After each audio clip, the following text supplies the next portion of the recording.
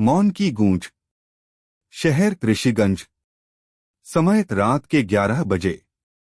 मौसम घना कोहरा और ठंडी हवाएं।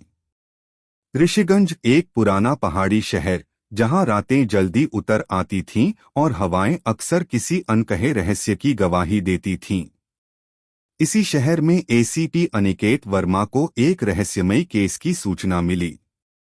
एक पुराने रेडियो स्टेशन, जो पिछले 20 सालों से बंद पड़ा था, वहां से हर रात 11:05 पर एक आवाज आ रही थी। आवाज एक ही थी, मैं वापस आ गया हूं। अब कोई नहीं बचेगा। एसीपी अनिकेत एक अनुभवी अधिकारी थे। उन्होंने भूत प्रेत जैसी बातों पर कभी यकीन नहीं किया, लेकिन इस केस ने उन्हें भी उलझन में डाल दिया। उन्होंने अपनी टीम के साथ अगली रात स्टेशन के बाहर निगरानी शुरू की। रात के 11:04 पर सब कुछ शांत था, और फिर ठीक 1 मिनट बाद पुराने रेडियो टॉवर की लाइटें अपने आप जल उठीं। रेडियो से वही आवाज गूंजी, ठंडी, भयावह और कंपकंपाती। मैं लौट आया हूं सौरभ, अब तुम्हारी बारी है। अनिकेत चौंक गया। सौरभ? यह नाम कहां से आया? अनिकेत की टीम ने पुराने रिकॉर्ड खंगालने शुरू किए। पता चला कि 20 साल पहले उस स्टेशन में एक ध्वनि इंजीनियर था, सौरभ सहाय। उस पर एक गंभीर आरोप लगा था, रेडियो की महिला उद्घोषक नेहा की हत्या। उस मामले की फाइल बंद हो चुकी थी। हत्या कभी साबित नहीं हुई, लेकिन नेहा की लाश कभी नहीं मिली। अब इतने वर्षों बाद वही आवाज वापस क्यों आ रही थी? अनिकेत ने अगली रात अकेले स्टेशन में प्रवेश करने का फैसला किया।